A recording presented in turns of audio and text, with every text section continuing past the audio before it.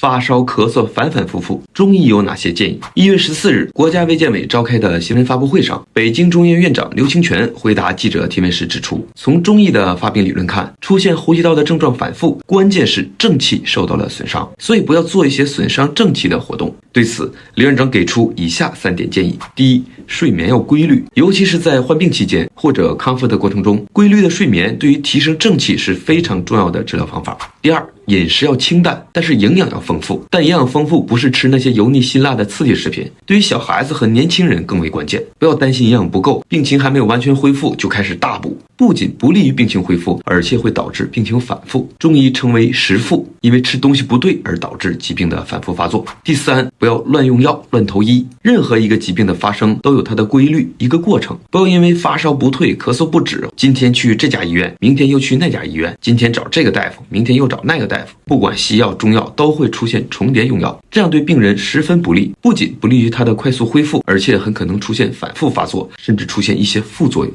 我是马大夫，关注我，了解更多你想知道的。